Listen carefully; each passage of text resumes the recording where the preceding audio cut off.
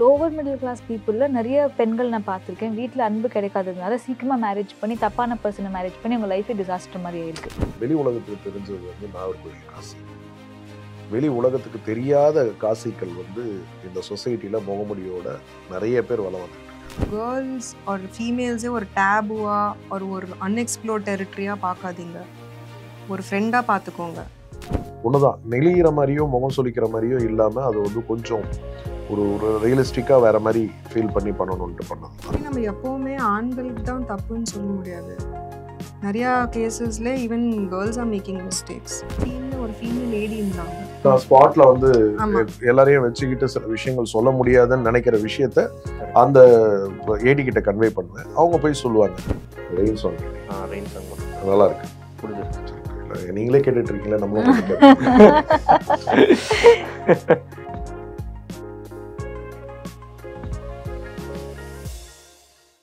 Hi cinema express, நான் உங்கள் அக்ஷய். இன்னைக்கு நம்மளோட ஃபயர் படக்குழுவினர் இருக்காங்க, வாங்க அவங்கள வெல்கம் பண்ணிடலாம். சார் வணக்கம். சார் வணக்கம். சார், நீங்கள் உங்களோட ஒரு இன்டர்வியூவில் வந்து இந்த மாதிரி உங்களை இந்த படத்தோட ஹீரோவான்னு கேட்டதுக்கு நான் ஹீரோ கிடையாது, ஒரு முக்கிய கதாபாத்திரம் தான் அப்படின்ற மாதிரி சொன்னீங்க. ஸோ ஹீரோன்ற ஐடியாவில் உங்களுக்கு வந்து நம்பிக்கை இல்லையா, அவர் இந்த படத்துக்கு வந்து நான் ஹீரோ இல்லைன்றது மட்டும் மீன் பண்ணிங்களா? இல்லை, ஹீரோ அப்படின்றது எப்படி முக்கியத்துவம் எல்லாமே இருக்கும். பட் ஆனால் இந்த படத்தை பொறுத்த வரைக்கும் எல்லாமே கதாபாத்திரங்கள் தான். ஒரு 4 பெண்களுக்கு தான் ரொம்ப முக்கியத்துவமான ஒரு ஒரு ஒரு பேஸ் இருக்கும். அதனால வந்து ஹீரோ கேரக்டருக்கும் வந்து ஒரு பேரலல் ரோல் போயிட்டு இருக்கும். இப்போ என்ன வந்து நீங்கள் முக்கியமான கேரக்டரான்னு கேட்டிங்கன்னா டெஃபினட்டாக முக்கியமான கேரக்டர்லாம் கிடையாது. நான் ஒன் ஆஃப் த கேரக்டர்ஸ், அவ்வளோதான். அதுதான் நீங்கள் கேட்டதுக்கு என்னால் சொல்லக்கூடிய பதிலாக இருக்கும். இல்லை, அது எதனால் அப்படி கேட்டேன்னா, ஹீரோன்ற கான்செப்ட் இப்போது நீங்கள் ப்ரொடியூஸ் பண்ண படங்கள் எல்லாமே இருக்கட்டும், ஒரு தங்க மீன்களில் வந்து ஒரு அன்பான ஃபாதர் பட் ஒரு அன்சக்ஸஸ்ஃபுல்லான ஃபாதர். அதே மாதிரி வந்து உங்களுக்கு தரமணியில் வந்து ஒரு இன்செக்யூரான லவ்வரு. ஸோ இந்த மாதிரி ஒரு நீங்கள் இப்படி கேட்குறீங்க, அதாவது நீங்கள் சர்வ வல்லமை பொருந்திய ஒரு ஹீரோ கதாபாத்திரம் மேலே உங்களுக்கு நம்பிக்கை இருக்கான்றது தான். நான் கதை மேலே ரொம்ப நம்பிக்கை இருக்கு எனக்கு. அந்த கதையை பேஸ் பண்ணி தான், கதை என்ன டிமாண்ட் பண்ணுதோ அதுதான். ஸோ அதுக்குள்ளே தான் ஹீரோ எல்லாமே. ஓகே. அண்ட் மேடம், நீங்கள் வந்து இதோட இன்டர்வியூவில் வந்து என்ன சொல்லியிருந்தீங்கன்னா, அந்த மாதிரி பேரண்ட்ஸ் கிட்ட பசங்கக்கிட்ட இருக்கிற இடைவெளி தான் வந்து அவுட் சைடு இது ஒரு அன்னெசரியான அட்டென்ஷன் வந்து வருது, பேரண்ட்ஸ் ஒழுங்காக அட்டென்ஷன் கொடுத்துட்டாங்கனாலே இதுவாகிடும்னு சொல்லிட்டு. ஸோ இப்போது வந்து ஆனால் இந்த வர ஜென்ரேஷனில் வந்து பேரண்ட்ஸ் ரொம்ப, அதுவும் இந்தியன் கான்டெக்ஸ்டில் வந்து பேரண்ட்ஸ் ரொம்ப ஆக்குபை பண்ணுறாங்க, பர்சனல் ஸ்பேஸ் இல்லைன்ற மாதிரி ஒரு பேச்சு வரும்போது அதுக்கும் இதுக்கும் ஒரு மிடில் கிரவுண்ட் எப்படி நீங்கள் ஃபைண்ட் பண்ணுறீங்க? பர்சனல் ஸ்பேஸ்ன்றது வேறு. நான் சொன்ன வந்த விஷயம் வந்துட்டு லவ் சரியாக கொடுக்கலன்னா, மேபி அவங்களுக்கு ஃப்ரெண்ட்ஸாக இல்லை அப்படின்ற போது அவங்கக்கிட்ட போய் கன்ஃபைட் பண்ணாமல் வேறு இடத்துல போய் அன்பு தேடுறது வந்து ஸோ இந்த மாதிரி ப்ரிடேட்டர்ஸ்க்கு ஈஸியாக இருக்கும் அப்படின்றது தான் நான் சொன்ன point of view. So parents maybe இன்னும் கொஞ்சம் ஃப்ரெண்ட்லியாவோ அப்ரோச்சபிளாக இருந்தாங்கன்னா, அந்த அன்பு கிடைச்சிச்சுன்னா வீட்டில் வெளியில் தேடுறது வந்து கொஞ்சம் கம்மியாகும் அப்படின்றது. அதான் இந்த அன்பு, அந்த எஃபெக்ஷன், அந்த அட்டென்ஷன் ரொம்ப ஏங்குறாங்க, எஸ்பெஷலி யங் கேர்ள்ஸ் இன்னைக்கு. அது பேரண்ட்ஸ் சில டைம் மேபி டாமினேட் பண்ணுறனாலே, ரொம்ப யூனோ ஒரு மாதிரி ஸ்ட்ரிக்டாக இருக்கிறனாலே they are not able to get that friendliness. So அதை வெளியில் தேடும் போது தப்பான விஷயங்களை போயிட்டு மாட்டிடுறாங்க. நம்ம எப்போவுமே இப்போ ஒரு சாண்டு பிடிச்சிருந்தா, டைட்டாக பிடிச்சிருந்தா இந்த ஃபிங்கர்ஸ் வழியாக வந்துடும் சொல்லுவோம்ல, கரெக்டான அளவில் பிடிக்கணும். ஸோ பேரண்ட்ஸ்க்கும் அந்த கரெக்டாக அந்த யூனோ மெயின்டைன் பண்ணணும் ஒரு ஃப்ரெண்ட்லி நேச்சர். ப்ளஸ் அவங்களுக்கு like they have to make them feel wanted and loved. ஏன்னா நான் பார்த்துருக்கேன் என் ஃப்ரெண்ட்ஸ் சர்க்கிள்லையும் ஐவ் சீன் லைக் நிறையா சொல்லி காமிக்கிறது, அந்த காம்படிஷனாக வைக்கிறது, பியர் ப்ரெஷர் இருக்கிறனாலே வேற ஒருத்தர் டாட்டர் கம்பேரிசன் பண்றது. ஸோ லாட் ஆஃப் ப்ரெஷர்னால அவங்களுக்கு அந்த ஃப்ரெண்ட்லி நேச்சர், அந்த எஃபெக்ஷன் வெளியில தேட ஆரம்பிச்சிடுறாங்க. அந்த பாயிண்ட் ஆஃப் வியூல தான் அது சொன்னோம். Because of which outside இருக்கிற சில ப்ரெடேட்டர்ஸ் அதை யூஸ் பண்ணிக்கிறாங்க. Okay okay. சோ ரிஜிடா இருக்கிற இடத்துல ரிஜிடா, ஃப்ளெக்சிபிளா இருக்கிற இடத்துல ஃப்ளெக்சிபிள். சோ அதுதான் middle ground. And lower middle class பீப்புளில் நிறைய பெண்கள் நான் பார்த்துருக்கேன். வீட்டில் அன்பு கிடைக்காததுனால சீக்கிரமாக மேரேஜ் பண்ணி தப்பான பர்சனை மேரேஜ் பண்ணி அவங்க லைஃபே டிசாஸ்டர் மாதிரி ஆயிருக்கு. நான் ரொம்ப ரீசெண்ட் டைம்ஸ் நிறைய பெண்கள் அந்த மாதிரி நான் மீட் பண்ணியிருக்கேன். ஸோ அவங்க சொல்கிற பதில் எல்லாமே வந்துட்டு வீட்டில் எனக்கு அன்பு கொடுக்கல, இவங்க அன்பு கொடுத்தோடனே நான் வந்து ரொம்ப ஹாப்பியாக ஃபீல் பண்ணி நான் லவ் பண்ணி கல்யாணம் பண்ணிக்கிட்டேன். அன்புக்கு பின்னாடி இருக்கிற இன்டென்ஷன்ஸ் என்னன்றதே புரியாமல் 21, 22 மேரேஜ் ஆயிடுச்சு அவங்களுக்கு. அதுக்கப்புறமா குழந்தையும் ஆயிடுச்சு. And the life was completely ஒரு டிஸ்ட்ராய்ட் மாதிரி இதாச்சு. சார் இந்த படத்தோடைய கதையை நான் பார்க்கும்போது இந்த 2020 நாகர்கோயில் காசி அப்படின்ற ஒரு கேஸ் அதோடைய இது மாதிரி இருக்குது, அதோடைய பேஸ் மாதிரி இருக்குது. ஸோ இதுக்கு முன்னாடியும் இந்த மாதிரியான நிகழ்வுகள் வந்து நடந்திருக்கு. இந்த காசியோட கேஸ் வந்து உங்களை இப்படி ஒரு படம் எடுக்க வைக்கணும் அப்படின்னு வந்து எதனால சார் தூண்டுச்சு? என்னடா கேட்கலையேன்னு பார்த்தேன். ஏன்னா எல்லாரும் நிறைய யூனிஃபார்மிட்டியாக கேட்குற கொஸ்டின் அது. நம்ம வெளி உலகத்துக்கு தெரிஞ்சது வந்து நாகர்கோயில் காசி. வெளி உலகத்துக்கு தெரியாத காசிக்கள் வந்து இந்த சொசைட்டியில் முகமுடியோட நிறைய பேர் வலம் வந்துக்கிட்டு இருக்காங்க. அப்படி வலம் வரக்கூடிய ஒரு நபர்களில் இருக்க ஒரு காசியோட கதாபாத்திரம் தான் இந்த கதாபாத்திரம். நம்ம அன்றாடம் பார்த்துக்கிட்டு இருக்கிற நிகழ்வுகள். நம்ம வந்து இன்னைக்கு பார்த்தீங்கன்னா ஒரு 3 வயது குழந்தைகிட்ட இருந்து 72 வயது மூதாட்டி வரை வந்து பாலியல் வன்கொடுமைகள் நடந்துக்கிட்டு தான் இருக்கு. ஸோ அப்போ இன்னும் இது வந்து ப்ராப்பராக இன்னும் அந்த சொசைட்டிக்கு இது வந்து ஒன்றும் புரிதல் இல்லை. அது இந்த செக்ஸ்னா என்னென்ன, இப்போ செக்ஸ் எஜுகேஷன் ஒன்று வந்ததுக்கு அப்புறமும் அது வந்து ஃபுல்லாக இன்னும் வந்து அது வந்து போய் எஜுகேட் ஆச்சான்னு பார்க்கும்போது பெருசாக இல்லை. அதனால தான் இன்னும் வந்து இந்த சொசைட்டியில் நம்ம இந்த மாதிரியான நிகழ்வுகளை பார்த்துக்கிட்டு இருக்கோம். நேற்று கூட ஈசிஆரில் ஒரு காரில் ஒரு 4 பெண்களை வந்து ஒரு வேற ஒரு வண்டி வந்து சேஸ் பண்ணிக்கிட்டு வருது. கீழே இறங்கி அவங்கள வந்து தாக்க முற்படுறாங்க, மிரட்டுறாங்க. அந்த பெண்களோட மனநிலை என்னவா இருந்திருக்கும், அந்த அந்த ஒரு சிச்சுவேஷன், அந்த அந்த மொமெண்ட் எப்படி இருந்திருக்கும். ஸோ அப்போது இன்னும் இந்த இந்த சொசைட்டிக்கு நிறைய ப்ரீச் பண்ண வேண்டியது இருக்குது, எஜுகேட் பண்ண வேண்டியது இருக்குது. ஸோ இந்த படம் பொறுத்த வரைக்கும் நான் ஒன்று சொல்கிறேன் ரொம்ப ஸ்ட்ராங்காக. படம் முடிஞ்சு வெளியே வரும்போது டெஃபினட்டாக இந்த காசி மாதிரி முகமுடி போட்டுக்கிட்டு இருக்கிறவங்க யாராவது இந்த படம் பார்த்தாங்கன்னா ஒரு கில்ட் கிரியேட் ஆகும் அவங்களுக்கு, ஆண் வர்க்கத்தினருக்கு. பெண்களுக்கு டெஃபினட்டாக இப்படி இருக்கணும், இப்படி இருக்கக்கூடாது, நம்மளை இப்படி பாதுகாத்துக்கணும் அப்படிங்கிற ஒரு விஷயம் இருக்கும். பேரண்ட்ஸ்க்கு அதில் ஒரு மெசேஜ் இருக்குது. என்னதான் இன்னைக்கு வந்து பிள்ளைங்களை வந்து நம்ம செல்லம் கொடுத்து வளர்த்தாலும் அவங்க கேட்குறத வாங்கி கொடுக்கக்கூடிய மனநிலை இன்னைக்கு இருந்துகிட்டு இருக்கு. அது வந்து ரொம்ப கீழ்மட்டத்தில் வறுமை கூட்டில் இருக்கிறவங்க கூட பிள்ளைங்க வந்து ஏதாவது கேட்டாங்கன்னா கடனோ உடனோ வாங்கி அவங்கள வந்து திருப்திப்படுத்துறது தான் நினைக்கிறாங்களே தவிர அவங்கள நம்ம பாதுகாப்பாக வளர்க்குறோமா, அவங்கள வந்து நம்ம செக்யூர்டாக நம்ம எல்லாத்தையும் பார்த்துக்கிறோமா, அவங்கள மானிட்டர் பண்ணுறோமா அப்படிங்கிறதெல்லாம் இல்லை. அதெல்லாம் ரொம்ப தேவைப்படுது, அவசியம். இன்னைக்கு ஒரு கோழி குஞ்சு கூட வந்து தன் குஞ்சுகளை வந்து மேயும் போது பார்த்தீங்கன்னா அதை அரவணைச்சு தான் வந்து அந்த அந்த குஞ்சுகளை வந்து ரொம்ப பார்வையிலேயே வச்சிருக்கோம். அது பார்வையிலேயே இருக்கும். அது பாதுகாத்து அது வளர்ந்து அது சுதந்திரம் அடைஞ்சிருச்சு அப்படின்னு அது ஃபீல் ஆகும்போது மாத்திரம்தான் அதை பறக்க விடும். அந்த மாதிரி ஒரு பார்வை இன்னைக்கு வந்து பெற்றோர்களுக்கு பிள்ளைகள் மேல தேவைப்படுது. ஸோ அது வந்து ரொம்ப மீனிங்ஃபுல்லாக இந்த படம் வந்து ரீச் பண்ண வைக்கும். நீங்க முதல்ல இயக்கணும்னு நினைச்ச படமே இதுதானா, ஆர் சந்தர்ப்ப சூழ்நிலையினால இது ஃபர்ஸ்ட் ஆயிடுச்சா? அப்படி இல்லை. அதாவது நான் வந்து ஒரு 23 படங்களுக்கு மேலே வந்து என் நிறுவனம் சார்பாக வந்து படங்கள் வந்து வெளியாயிருக்கு. அதில் வந்து ஒரு படமும் ஒரு சோஷியல் ரெஸ்பான்சிபிலிட்டியோட ஒரு நல்ல மீனிங்ஃபுல் படமாக தான் அமைஞ்சது. ஸோ நான் இந்த 23 படங்கள்லையும் 23 விதமான டைரக்டர்ஸ் கிட்ட நிறைய விஷயங்கள் நான் கற்றுக்கிட்டு இருக்கேன். நான் ஏதாவது ஒரு டிபார்ட்மெண்ட்டில் ஒர்க் பண்ணியிருக்கேன். எடிட்டிங்காக இருக்கலாம், ப்ரொடக்ஷன் டிசைனிங்காக இருக்கலாம், இல்லை வந்து பப்ளிசிட்டி மெட்டீரியலாக இருக்கலாம். ஏதோ ஒரு கிராஃப்ட் ஸ்பாட்டில் டைரக்டரை அப்சர்வ் பண்ணுவேன், அனலைஸ் பண்ணுவேன், எப்படி ஒர்க் பண்ணுறாங்கன்றதை பார்ப்பேன். ஸோ அதெல்லாம் வந்ததுக்கப்புறம் எனக்கு ஒரு சின்ன கான்ஃபிடென்ட், நம்மளால் ஒரு படத்தை வந்து இயக்க முடியும்னு நம்பிக்கை. அப்புறம் 23 நல்ல படங்களை என்னால் வந்து ஒரு நல்ல கதையை தேர்வு செய்யக்கூடிய அறிவாற்றலை கொஞ்சமாவது நம்ம வளர்த்துருக்கோம்னு நம்பும்போது நம்மளால ஒரு நல்ல கதையை வந்து உருவாக்க முடியும். ஸோ அந்த கதை சமுதாயம் சார்ந்த ஒரு நல்ல ஒரு ரெஸ்பான்சிபிலிட்டியோட ஒரு கதை தேவைப்பட்டது. அப்போ நம்ம அன்றாடம் நம்ம பார்க்குற நிகழ்வுகள், நம்மளை சுற்றி நடக்கிற விஷயங்களை வந்து இன்ஸ்பயர் பண்ணி எழுதப்பட்ட கதை தான் இந்த ஃபயர். ஓகே. ஸோ இப்போ வந்து ஹாலிவுட்லலாம் வந்து இன்டிமசி கோஆர்டினேட்டர் அப்படின்ற ஒரு போஸ்ட் வந்து சினிமாவில் வந்துடுச்சு. இந்தியாவில் கொஞ்சம் கொஞ்சமாக வந்துட்டுருக்கு. பாலிவுட்டில் இப்போ தான் ஸ்டார்ட் பண்ணியிருக்கு. நம்ம ஊரில் ஒன்றும் பெருசாக வரல. இப்போது நம்மளுடைய பட சூழலில் வந்து இன்டிமசி கோஆர்டினேட்டருன்ற ஒரு விஷயம் வந்து தமிழ் சினிமாவுக்கு வேணுமா, இல்லை ஆக்டர்ஸும் க்ரூவும் அவங்களுக்குள்ளேயே சென்சிட்டிவாக இருந்தால் போதும் அப்படின்ற மாதிரி ஃபீல் பண்ணுறீங்களா? எல்லாருமே ஆன்சர் பண்ணலாம். என் பார்வையில் வந்து அந்த டைரக்டருக்கும் அந்த ஆர்டிஸ்ட்டுக்கும் புரிதல் ரொம்ப முக்கியம்.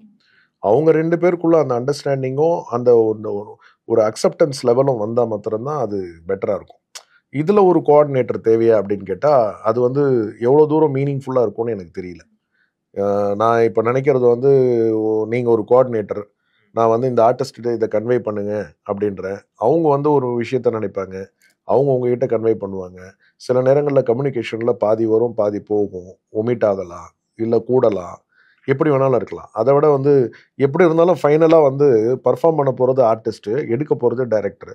அவங்க 2 பேரும் ஸ்பாட்டில் எப்படி இருந்தாலும் இருக்க போகிறாங்க. கோஆர்டினேட்டர்ன்றவர் இருக்க போகிறது கிடையாது. ஸோ அதனால இவங்க 2 பேருக்குள்ள புரிதல்ன்றது தான் ரொம்ப முக்கியம். அது டைரக்டாக இருந்தாலே அது இன்னும் ஆரோக்கியமாக இருக்கும்னு தான் நான் நம்புகிறேன். I feel the same. நம்ம எந்த டைரக்டர் கூட ஒர்க் பண்ணுறோம் இதில் ரொம்ப இம்பார்ட்டண்ட். அந்த ஒரு வேவ்லென்த் மேட்ச் இருந்தால் ஓகே.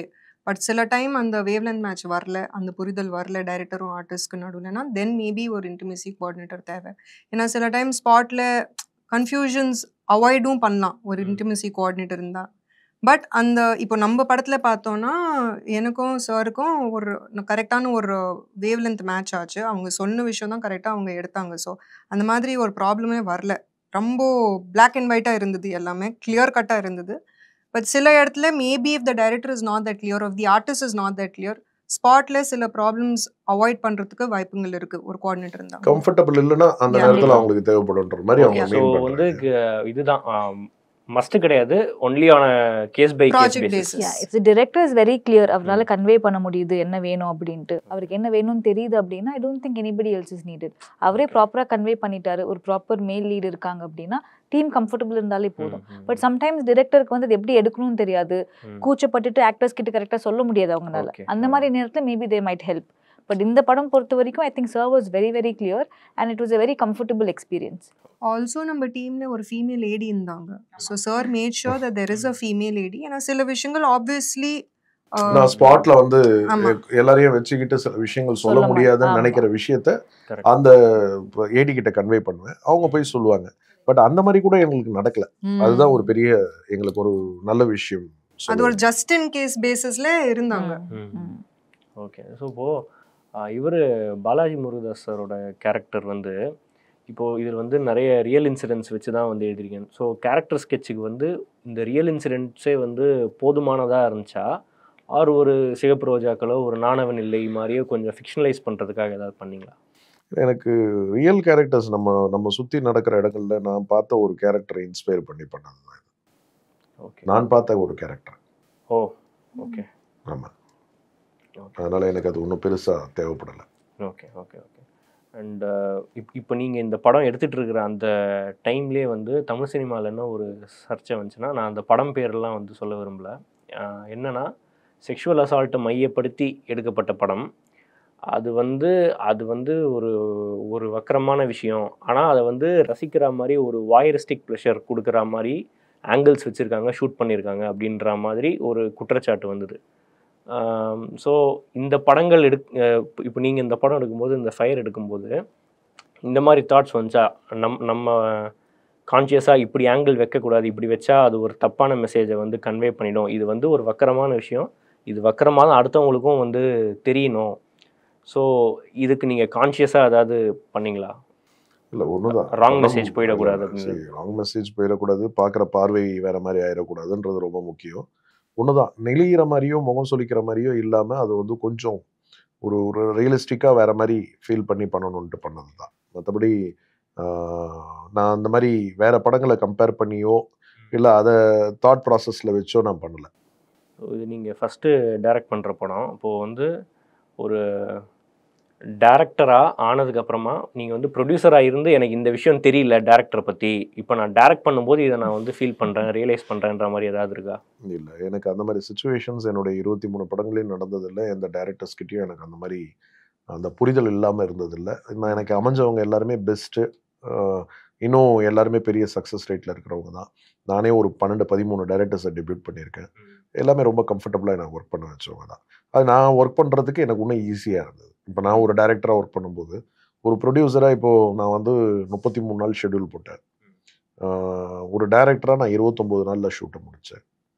ஸோ என்னால் வந்து அதுக்கு ரொம்ப முக்கியம் வந்து எனக்கு அமைஞ்ச ஆர்டிஸ்ட். அவங்க நான் எதிர்பார்த்த அந்த காட்சிகளை கன்சீவ் பண்ண விதம், அந்த பர்ஃபார்ம் பண்ண விதம் இருக்கு இல்லையா, அது வந்து எனக்கு வந்து நேரத்தை வந்து இன்னும் மிச்சப்படுத்தி கொடுத்தது. இப்போ எல்லாம் நான் மேக்ஸிமம் பார்த்தீங்கன்னா எனக்கு தெரிஞ்சு இதில் வந்து ஒரு 2 டேக் 3 டேக் போன விஷயங்கள்லாம் எதுவும் பெருசாக இல்லை. ஏதாவது 1-2 இருந்திருக்கலாம். மீதி எல்லாம் நம்ம என்ன நினைக்கிறோமோ, நான் இன்னைக்கு ஒன்று எடுக்க போகிறேன் அப்படின்னா அதை வந்து முதல் நாள் வந்து டிசைட் பண்ணிடுவேன். நானும் கேமராமேனும் போய் அந்த ஸ்பாட்டில் இப்படி தான் நம்ம இதெல்லாம் பண்ண போகிறோன்றத ஒரு சின்ன பேசிக் ஒரு ட்ரையல் ஒன்று பார்த்துருவோம், ப்ரீ பிளான் பண்ணிடுவோம். மறுநாள் யார் ஆர்டிஸ்டோ அவங்க கூட போய் நான் ஒரு 10 மினிட்ஸ் உட்காந்து என்ன ஏது எப்படி பண்ண போகிறோம் என்னன்றதை எக்ஸ்பிளைன் பண்ணிடுவேன். ஸோ ஈஸியாக இருந்தது எனக்கு.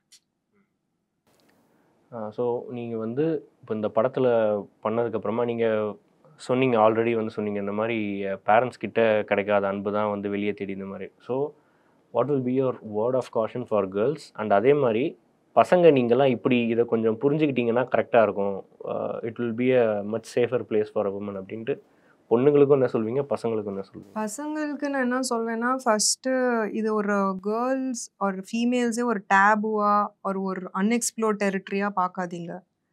ஒரு ஃப்ரெண்டாக பார்த்துக்கோங்க. அதுலேயே நிறைய விஷயங்கள் ஒழிஞ்சிடும். இது ஒரு அன்எக்ஸ்ப்ளோர்டு ஒரு ஜோன்னா நினச்சிட்டு அந்த க்யூரியாசிட்டி தான் ஒரு மாதிரி சில இடத்துல க்ரைமாக மாறுது. ஸோ அந்த ஒரு விஷயம் அது ஸ்கூல்லேயும் நடக்கணும், வீட்லேயும் நடக்கணும், பேரண்ட்ஸும் சொல்லி கொடுக்கணும் அவங்க பாய் சைல்டுக்கு. கேர்ள்ஸ்க்கு நான் என்ன சொல்வேன்னா, ரொம்ப அலர்ட்டாக இருங்க, அவேராக இருங்க. அது தாண்டி ஒரு தப்பு நடந்தாலும் ஒரு தப்பு நடந்தாலும் அது தைரியமாக ஓப்பனாக பேசுங்க. உங்கள் அம்மா இருக்கட்டும், உங்களோட சித்தி இருக்கட்டும், whoever is your motherly figure, அவங்ககிட்ட போயிட்டு பேசுங்க. ஏன்னா இன்னைக்கு நம்ம பயத்திலேயே நிறையா பெண்கள் நிறையா ராங் ஸ்டெப்ஸ் எடுக்கிறாங்க. அந்த ஒரு டிப்ரெஷனில் போயிட்டு மென்டல் பிரேக் டவுன் ஆகிட்டு. ஸோ அந்த மாதிரி ஒரு தப்பான விஷயம் நடந்தாலும் be open about it. Society ஏன்னா நினைக்க போகிறாங்க ஒரு விஷயமே கிடையாது. சொசைட்டி கிட்டே ஏகப்பட்ட விஷயங்கள் இருக்குது பேசுகிறதுக்கு. இன்னைக்கு இந்த விஷயம் நடக்குதுன்னா நாளைக்கு அடுத்த விஷயத்துக்கு போயிடுவாங்க. அதுக்குன்னு நம்ம லைஃப் நம்ம ஸ்பாயில் பண்ணிட்டு இருக்க முடியாது. ஸோ தைரியமாக இருங்க, அலர்ட்டாக இருங்க, அவேராக இருங்க. யாருக்கும் ஈஸியாக நம்பாதீங்க. அது வந்து பொதுவாக நீங்கள் ஃபர்ஸ்ட் திங் வந்துட்டு ஈக்குவலாக பாருங்கள். மென் வந்து விமனை ஈக்குவலாக பாருங்கள். And if a woman says no, no means no. அதுக்கப்புறமா ஹேரிஸ் பண்ணுறதோ இந்த வயலண்ட்டாக பிஹேவ் பண்ணுறதோ வேண்டாம். No means no. ஸ்டாக்கிங்கோ எனிதிங் பீட். இது வேண்டான்னு ஒரு பொண்ணு சொன்னாங்கன்னா அதோட ஸ்டாப் பண்ணிக்கணும். அதை தாண்டி போகிறது வந்து கரெக்ட் இல்லை அப்படின்னு நான் சொல்கிறேன். அண்ட் விமன் வந்துட்டு ரொம்ப அவேராக இருக்கணும், ரொம்ப கான்ஷியஸாக இருக்கணும். அதே சமயத்தில் வந்து even if you fall in love, in case it's bad, rise in love also. So வந்து நம்ம ரொம்ப ஒருத்தங்களை நம்பிட்டு அந்த மாதிரி இல்லாமல் கொஞ்சம் அவேராக கான்ஷியஸாக இருங்க. கொஞ்சம் டஃப்பான சுச்சுவேஷன்ஸை அவாய்ட் பண்ணுறதும் பெட்டர் நினைக்கிறேன். நம்ம வந்து பெண் நம்ம ஈக்குவலாக இருக்கணும் அப்படின்றதுக்காக நம்ம ரிஸ்கியான சுச்சுவேஷன்ஸ்க்கு நம்ம பண்ண வேண்டாம். அது கொஞ்சம் அவாய்ட் பண்ணி சேஃபாக இருக்கிறது பெட்டர்னு தோணும். ஒரு தின் லேயர் ஆஃப் டிட்டாச்மெண்ட்டோட அப்படி ஆலினாக விழாமல் கண்டிப்பாக சேம் டைம் ஒரு ப்ரிகேரியஸான சுச்சுவேஷனில் நம்மளே நம்ம இது பண்ணி. ஆமாம். ஓகே சார், இப்போது நீங்கள் அடுத்து 2 சீக்வல் பண்ண போகிறீங்க. தங்கமீன்கள் 1, குற்றம் கடிதல் பார்ட் 2. இந்த 2 படங்களுமே வந்து சூப்பரான படங்கள், எனக்கு ரொம்ப பிடிக்கும். பட் இதுக்கு சீக்வல் வேல்யூ அப்படின்ற ஒரு விஷயம் இருக்குன்றதை நீங்கள் எப்போ உணர்ந்தீங்க? தங்கமீன்கள் பொறுத்த வரைக்கும் வந்து அந்த கதை வந்து கிட்டத்தட்ட ஒரு 5 years பிஃபோரே வந்து நான் வந்து பென் பண்ணிட்டேன். அது ராம் காண்டி வெயிட் பண்ணிகிட்டு இருக்கேன். இப்போ ராம் வந்து 7 கடல் 7 மலை, அதுக்கப்புறம் பறந்து பூ இதெல்லாம் போயிட்டுருக்கு. முடிஞ்சதுக்கப்புறம் உட்காந்து டிஸ்கஸ் பண்ணி பண்ணலான்ட்டு. குற்றம் கடிதல் பொறுத்த வரைக்கும் வந்து பார்த்திங்கன்னா இட் இஸ் டெஃபினட்டாக பேச வேண்டிய ஒரு விஷயம். அதுவும் வந்து ஹார்ட் ஹிட்டிங்காக இருக்கும். அதுவும் வந்து நம்ம சுற்றி நடந்துக்கிட்டு இருக்கிற ஒரு உண்மை நிகழ்வு தான் அது. ஒரு மகாராஷ்டிராவில் நடந்த ஒரு இன்சிடெண்ட்டை இன்ஸ்பயர் பண்ணி இது ஒரு மெசேஜ் ஃபுல்லாக டெஃபினட்டாக இது வந்து வெளியில் எல்லாருக்கும் தெரியணும் அப்படிங்கிறதுக்காண்டி பண்ணது தான். அதுக்கு இந்த குற்றம் கடிதல் 2 தான் கரெக்டாக இருக்கும். அதை விட்டால் வேறு எதுவும் அதுக்கு டைட்டிலாகவும் அமையாது. ஏன்னா குற்றம் கடிதல் ஒரு ஸ்கூல் பேக்ரவுண்டில் தான் நடக்கும். இப்போ இதுவும் வந்து ஒரு ஸ்கூல் பேக்ரவுண்டில் நடக்கிற ஒரு கதை தான். ஸோ பர்ஃபெக்டாக மேட்ச் ஆகும். தங்கமீன்கள் 2ல் வந்து ஆல் கேரக்டர்ஸ் அப்படியே ரிட்டைன்டா எப்படி சார்? அப்படி தான் பிளான் பண்ணியிருக்கோம். இப்போ நீங்கள் பார்த்த அந்த தங்க பாப்பா இப்போ வளர்ந்து ஒரு பெரிய பாப்பாவாக இருப்பா. அந்த பாப்பாவும் இருப்பா. நீங்கள் பார்த்த அந்த அன்செக்யூர்டு அப்பா, அவர் இப்போ ஒரு தாத்தாவாக இருப்பார். ஸோ அது எல்லாம் அப்படியே தான் இருக்கும். ஸோ அதோட பாண்டிங் தான் வேற மாதிரி ஒரு ரிலேஷன்ஷிப்பாக மாறும். உங்களோட அந்த 23 தங்கமீன்கள் பார்ட் 2 அப்படின்னு சொல்லி டேக் போட்டு ப்ரோமோ பண்ணிடாதீங்க. ஃபயர்னு போட்டு ப்ரோமோ பண்ணுங்க. சரிங்களா? அதுக்கப்புறம் ரொம்ப முக்கியம், நீங்கள் வந்து படத்தோட ட்ரெய்லர் டீசர்லாம் பார்த்தீங்களா? ஃபயர் பார்த்தேன் சார். நீங்கள் என்ன ஃபீல் பண்ணீங்க? எனக்கு அது ரொம்ப பிடிச்சிருந்துச்சு. ஆக்சுவலி என்ன சொல்கிறது, எனக்கு இதை பார்த்தோன்னே எனக்கு அந்த கேஸ் தான் ஞாபகம் வந்துச்சு. நீங்கள் சொன்ன அந்த காசி கேஸ் தான் ஞாபகம் வந்துச்சு. பரவாயில்ல, என்ன சொல்கிறது, இது கொஞ்சம் ஒரு ஹீரோன்னு ஒரு ஆள் மேலே எல்லா பொறுப்பையும் சுமத்தாமல் ஆளாளுக்கு அவங்கவுங்க ரெஸ்பான்சிபிலிட்டியும் ஒன்று இருக்குன்ற மாதிரியான ஒரு இது எனக்கு கன்வே ஆச்சு ஆக்சுவலி. பாயிண்ட் இன்ட்ரெஸ்டிங்காக இருக்குது, ஒரு எங்கேஜிங்காக இருந்தது. இருந்துச்சு சார், கண்டிப்பாக இருந்துச்சு. பாட்டுங்க பார்த்தீங்களா? எஸ் சார், 2 பாட்டும் பார்த்துட்டீங்க? 2 பாட்டுமே. மேரேஜ் சாங் நல்லா இருக்கா? மேரேஜ் சாங் நான் இன்னும் கேட்கல சார், ஃபஸ்ட்டு மட்டும். ரெயின் சாங் கேட்டீங்க? ரெயின் சாங் மட்டும் நல்லா இருக்கு, பிடிச்சிருக்கு சார். இல்லை நீங்களே கேட்டுட்டு இருக்கீங்களா? நம்மளும் கேட்குறோம். நீங்கள் இந்த 23 ஃபிலிம்ஸோட உங்கள் ஜேர்னியில் வந்து நீங்கள் ப்ரொடியூசராக அன்லேர்ன் பண்ண விஷயம் என்ன சார்? லேர்ன் பண்ண விஷயம் அண்ட் இப்போ நீங்கள் டேரக்டராக அன்லேர்ன் பண்ண விஷயம் என்ன சார்? லேர்ன் பண்ண விஷயம் தான் அதிகம், அன்லேர்ன் பண்ண விஷயம்னு எதையும் சொல்ல முடியாது. ஏன்னா நமக்கு தெரியாத விஷயங்கள் நிறைய இருந்தாலும் டெய்லி நம்ம ஒன்று கற்றுக்கிட்டே இருப்போம். அது கற்றுக்கிட்டு இருக்கும்போது அது நம்மளுடைய லேர்னிங்கில் ஆட் ஆகிட்டே தான் இருக்கும். இப்போ 23 படங்கள் எனக்கு ஒரு 23 விதமான விஷயங்களை கற்றுக் கொடுத்துருக்கோம். அதில் கற்றுக்காதது எதுன்னு கேட்க முடியாது. ஏன்னா அது ஒரு பெரிய கடல். அந்த கடலில் எனக்கு எல்லாம் தெரியும்னு சொல்ல முடியாது. So it is a daily learning process தான். இப்போ நான் டைரக்ஷன் பண்ண வரேன், எனக்கு வந்து ஒரு சிம்பிளாக சொல்லணும்னா ஆக்ஷன் கட்டே வந்து நான் முதல்ல இன்னொருத்தர்கிட்ட தான் கற்றுக்கிட்டு இருந்திருப்பேன். ஓகே, எங்கே வந்து ரோலிங் சொல்கிறாங்க, எங்கே வந்து நம்ம வந்து ஆக்ஷன் சொல்கிறோம், எங்கே வந்து கட்டு சொல்கிறோம், எப்படி வந்து ஒரு ஷார்ட்டை வந்து கம்போஸ் பண்ணணும், இதெல்லாமே ஒரு ப்ராசஸ் தான். ஒரு சீன் எடுத்து முடித்தோடனே இதை இன்னும் வேறு மாதிரி பெட்டராக எடுத்துருக்கலாமேன்னு தோணும். ஸோ அது அடுத்த நாள் அதை வேற ஒரு சீன் எடுக்கும்போது அதை அந்த இடத்துல இம்ப்ரூவ் பண்ணி பார்க்குறது, இட்ஸ் ஆல் லேர்னிங் ப்ராசஸ் தான். இப்போது சாக்ஷி, இப்போது நீங்களும் சாந்தினியும் இப்போது இந்த ஃபயர் பண்ணதுக்கப்புறமா மேல் ஃபீமேல் டைனமிக்ஸில் இந்த மாதிரிலாம் ஒரு விஷயம் இருக்கா அப்படின்ற மாதிரி ஷாக்கான ஏதாவது விஷயங்கள் இருக்கா? பிகாஸ் இதை பற்றி நீங்கள் படிச்சிருப்பீங்க ஆஃப்டர் கமிட் பண்ணதுக்கப்புறம். மூவி பொறுத்த வரைக்கும் கேட்குறீங்களா? பொதுவாக மூவி இல்லை, ஜென்ரலாகவே மேல் ஃபீமேல் டைனமிக்ஸில் இவங்க இப்படியெல்லாம் கூட பேசி ஒரு விஷயம் பண்ணுவாங்களா, ஒரு இது பண்ணுறதுக்கு, ஒரு அட்ராக்ட் பண்ணுறதுக்கு அப்படின்ட்டு. கண்டிப்பாக. ஐ மீன் அந்த ஒரு கேரக்டர் வந்து லைக் இந்த அளவுக்கு பெண்கள் வந்து பேசி மயக்கி பண்ணுறது வந்து நான் எதிர்பார்த்ததை விட கொஞ்சம் எக்ஸ்ட்ரீமாகவே இருந்தது. ஸோ இந்த மாதிரி கூட நடக்குமா அப்படின்ற ஒரு விஷயம் வந்து நம்ம கேள்விப்பட்டிருப்போம், பொண்ணுங்க வந்து ஈஸியாக விழுந்துருவாங்க லவ்ல அப்படின்ட்டு. பட் இந்த மாதிரிலாம் பேசி இந்த மாதிரி டெக்னிக்ஸ்லாம் யூஸ் பண்ணுவாங்க அப்படின்றது இந்த படம் ஒர்க் பண்ணதுக்கு அப்புறமா தான் தெரிஞ்சுது.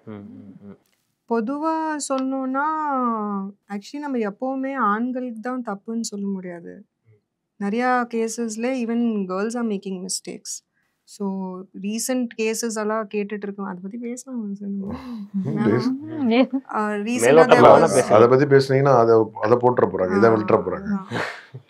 எல்லாமே இருக்கும் சார், எல்லாமே இருக்கும். ரீசெண்டாக ஏதோ ஒரு விஷயம் பார்த்தேன். somebody had taken a video suicide பண்ண போகிறேன்னு சொல்லிட்டு wife. there was a very heartbreaking case. So அது எனக்கு ரொம்பவே புதுசாக இருந்தது. தட் ஓகே, இந்த மாதிரியும் சுச்சுவேஷன்ஸ் இருக்கா நம்ம மூவியில். ஃபயரில் அஃப்கோர்ஸ் ஒரு எக்ஸ்ட்ரீம் லெவலில் போயிட்டு இருக்கிற ஒரு கேரக்டர், எப்படி செகண்ட் பை செகண்ட் மாறுறாங்க, மேனிப்புலேட்டிவாக இருக்காங்க, எந்த அளவுக்கு இறங்கி மேனிப்புலேட் பண்ணுறாங்கன்னு ஒரு ஆச்சரியமான இருந்தது அந்த விஷயம். எல்லா ஜானர்ஸ் சொல்ல முடியாது, but every different background of கேர்ளுக்கு மேனிப்புலேட் பண்ணுற அளவுக்கு கெப்பாசிட்டி இருக்குது. இட்ஸ் நாட் தட் ஒரு இன்னோசென்ட் கேர்ள்ஸ்க்கு தான் டார்கெட் பண்ணுறாங்க. ஒரு பேட்டர்ன் இருக்கும்ல, இந்த ஒரு ஜோன் ஆஃப் கேர்ள்ஸ் தான் டார்கெட் பண்றாங்க. அது யாரை எங்க ட்ரிகர் பண்ணனும்னு தெரியற ஒரு கேரக்டர், எல்லாமே தெரிஞ்சு வச்சிருக்கிற ஒரு விஷயம். அது கொஞ்சம் ஆச்சரியமா இருந்தது. ஸோ வல்னரபிளா ஒரு லோவர் மிடில் கிளாஸ், இப்போ இவங்க சொல்ற மாதிரி ஒரு வல்னரபிளான பொண்ணு மட்டும் கிடையாது, சொசைட்டில எனக்கு பெரிய அதிகாரம் இருக்குன்னு இருக்கிற பொண்ணை கூட அட்ராக்ட் பண்றதுக்கு ஒரு பாயிண்ட் வச்சு வல்னரபிள் பண்ற அளவுக்கு. நீங்க சொன்ன நாகர்கோவில் காசி கேஸ் எடுத்தீங்கன்னா அதுல அப்படி இருக்கும். ஆமா ஆமா ஆமா, ஒரு ஆட்கள் பலதரப்பட்ட விக்டிம்ஸ் இருக்காங்க. அதாவது வந்து அதுல சொல்லப்போனா வந்து ஹைலி எஜுகேட்டட் ஆட்கள்லாம் இருக்காங்க, highly educated and powerful persons. So அப்படியெல்லாம் இருக்கும்போது there is no limit for this, no boundaries for it. So அந்த மாதிரி இருக்கத்தானே செய்கிறாங்க. நீங்கள் இந்த படத்தோட ஸ்டோரி வந்து எழுதும்போது நான் இந்த பாயிண்ட்ல நான் கொஞ்சம் பிரேக் ஆகிட்டேன் அப்படின்ற மாதிரி ஏதாவது இருந்ததா? அந்த பாயிண்ட் நீங்கள் கிளைமேக்ஸ் பார்த்தீங்கன்னா அதை நான் சொல்லுவேன். நீங்கள் எப்படி சார் இப்போது எழுதும்போதே வந்து ஃபஸ்ட்டு சீன்லேருந்து 60 சீன் வரைக்கும் ஒரே இதுவாக எழுதுவீங்களா, ஒரு இன்சிடென்ட் எடுத்துக்கிட்டு அதுக்கு முன்னாடி பின்னாடி என்ன நடந்திருக்குன்ற மாதிரி? இது கொஞ்சம் ரியல் இன்சிடென்ட்ஸை இன்ஸ்பயர் பண்ணதால எனக்கு வந்து அந்த கதையோட கரு திரை ஆரம்பத்துலேயே எனக்கு மைண்டில் பட்டுருச்சு, ஸ்பார்க் ஆகிடுச்சு. ஸோ அதை ஒரு ஒன்லைன் பண்ணிக்கிட்டேன். அதுக்கப்புறம் வந்து இதை எப்படி வந்து நம்ம வந்து லேயர்ஸாக செட் பண்ண போகிறோம் அப்படிங்கிறது ஒரு ஒர்க் பண்ணோம். இது வந்து ஒரு ஒரு 3 பேட்டர்ன் பண்ணோம். இந்த மாதிரி ஒரு பேட்டர்னில் இந்த கதையை சொல்லலாமா, இல்லை ஸ்ட்ரெயிட்டாக சொல்லலாமா, இல்லை நான்லீனராக சொல்லலாமா அப்படிங்கிற விஷயங்கள் தான் கொஞ்சம் மெனக்கடல் இருந்தது. But it is a easy job. Okay okay okay. எத்தனை டிராஃப்ட் சார் போச்சு? 3வது டிராஃப்ட். ஓ, 3rd டிராஃப்ட்லே. Okay okay okay. ஸ்க்ரீன் பிளேயில் வந்து நான் இது வந்து ரியல் இன்சிடென்ட் இவ்வளோ வச்சா போதும் அப்படின்னு ஒரு பாயிண்ட் இருக்குல்ல, அது நீங்கள் அதுக்கான அந்த வகுப்பு வந்து நீங்கள் என்ன சார்? இப்போது இந்த நான் ரியல் கேரக்டர்ஸ் சொன்னேன். இப்போது வந்து ஒரு மேல் கேரக்டர் எனக்கு நல்லா தெரிஞ்ச ஒரு கேரக்டர், சொசைட்டியில் எப்படி இருக்காரு, என்ன பண்ணுறாருன்னு எனக்கு தெரியும். ஸோ அந்த கேரக்டர் ஒன்று தெரிஞ்சது. அதுக்கப்புறம் வேற ஒரு இடங்கள்ல பாதிக்கப்பட்ட ஒரு 4 பெண்கள். அந்த 4 பெண்களையுமே வந்து நான் வந்து கொஞ்சம் ஆய்வு பண்ணி அவங்களுடைய பேக்ரவுண்டு, அவங்களுக்கு நடந்த விஷயங்கள் எல்லாத்தையும் எடுத்துக்கிட்டேன். அவங்கள அப்படியே எடுத்துகிட்டு வந்து திரையில காமிச்சு அவங்கள காயப்படுத்திடக்கூடாதுங்கிறதுக்காண்டி சில கோட்டிங்ஸ் பண்ணியிருக்கோம். Okay okay. சினிமாட்டிக் கோட்டிங்ஸ் என்ன இருக்கோ அதை பண்ணி அந்த கேரக்டர்ஸ் அவங்க அதை பார்க்கும்போது அவங்களுக்கு ஒரு பெயின் கொடுக்கும். அவங்கள சுற்றி இருக்கவங்க கூட அவங்கள ஐடென்டிஃபை பண்ணிடக்கூடாது இல்லையா? ஆமாம், அது ஒரு ரொம்ப முக்கியம் இல்லை. ஏற்கனவே அவங்க ஒரு பெரிய கஷ்டத்தில் இருக்காங்க. அப்புறம் அவங்களுடைய கதையை நம்ம எடுத்து திரும்ப அதை வந்து ப்ரோவோக் பண்ணி விட்ட மாதிரி இருக்கக்கூடாதுன்றதுக்காண்டி அதை வந்து கொஞ்சம் கோட்டிங் பண்ணி பார்க்குற அவங்களுக்கு மாத்திரமே தெரியும் அது நம்மளுடைய சார்ந்த ஒரு கேரக்டர்னு. சுற்றி இருக்கிறவங்களுக்கு அது டக்குன்னு இப்படி எடுக்கலாம். என்னன்னா இப்போது ஒரு கேரக்டர் ஸ்கெட்சிங் இருக்குது. இப்போ பிரியா கேரக்டர் இருக்குது. பிரியா கேரக்டரோட ரியல் லைஃப்பில் ஒருத்தவங்களுக்கு நடந்திருக்கும். அவங்க ஒரு வேற பேஸில் இருந்திருப்பாங்க. நான் இப்போ இவங்கள வேற பேஸில் கிரியேட் பண்ணியிருக்கேன். அவங்கள நான் காட்டுற ஒரு பிளாட்ஃபார்ம் வேற ஒரு பிளாட்ஃபார்மில் அந்த பொண்ணுக்கு நடந்த விஷயத்தை இந்த பிளாட்ஃபார்மில் எடுத்துகிட்டு வந்து வச்சுருப்பேன். இப்போ இவங்களுக்கு இருக்காங்க துர்காவோட இன்சிடென்ட் வேற ஒரு இடத்துல நடந்திருக்கும். அந்த துர்கா கேரக்டர் எடுத்துகிட்டு வந்து இப்போது நான் வேற மாதிரி இவங்க கேரக்டர் ஸ்கெட்ச் பண்ணி அந்த இன்சிடென்ட் எடுத்துகிட்டு வந்து இங்கே பிளேஸ் பண்ணியிருப்பேன். ஸோ இப்படி ஒரு கேரக்டர்ஸையும் வந்து பண்ணியிருக்கோம். எக்காரணம் கொண்டும் வந்து விக்டிமை வந்து ஒரு கண்ணிய குறைவாக அவங்க ஃபீல் பண்ணிடக்கூடாதுன்றதுக்கு ரொம்ப முக்கியம் இல்லை அது. இப்போ நீங்கள் இந்த ஃபயர் பண்ணதுக்கப்புறமா உங்களுக்கு வந்து சொசைட்டியில் இப்படிலாம் நடக்குதுன்ற மாதிரியான ஒரு அவேர்னஸ் வந்திருக்கும். அண்டு உங்களுக்கு இதில் தெரியாத மெனிப்புலேஷனுக்குள்ளே நீங்களே கூட வந்து போயிருக்கலாம். So do you regret any of the films that you have done earlier? பேர் சொல்ல வேணாம். Have you? No, not really. இல்ல. பண்ணது இல்லையா? I don't regret anything. I feel that எல்லா மூவிஸும் ஒரு லேர்னிங் எக்ஸ்பீரியன்ஸ் நம்மளுக்கு. It makes you a better person, a better actor, and நம்மளுக்கு ஒரு evolve பண்ணுறதுக்கு ஹெல்ப் பண்ணும் எல்லா படமே. So my Mantra itself is 1% better every day. So I look at it like that. எந்த மூவி இருந்தாலும் எந்த கேரக்டர் சேர்த்து தான். Yes, everything is a learning experience நம்மளுக்கு. அதுதான் நமக்கு ஒரு பேக்கேஜா ரெடி பண்ணும். ஆமா. February 14th ஃபயர் தியேட்டரில் ரிலீஸ் ஆகுது. அவசியம் வந்து படம் பாருங்க. இது ஒரு ஏ சர்டிஃபிகேட் ஃபிலிம். சென்சாரில் இது யூஏ கொடுத்துருந்தாலும் நான் ஏ தான் கேட்டு வாங்கியிருப்பேன். ஏன்னா ஒரு மெச்சூர்டு பர்சன்ஸ் பார்க்க வேண்டிய ஒரு படம். அதே நேரத்தில் ரொம்ப முக்கியம், இது பெண்கள் அவசியம் பார்க்க வேண்டிய ஒரு படம். அதனால் வந்து அவசியம் தியேட்டரில் பாருங்கள். நீங்கள் காசு கொடுத்து வாங்குகிற அந்த டிக்கெட் ஒர்த் வாட்சாக இருக்கும். எங்கேயுமே போர் அடிக்காது. 2 hours and 6 minutes படம் வந்து உங்களை எங்கேஜிங்காக வச்சுருக்கோம்.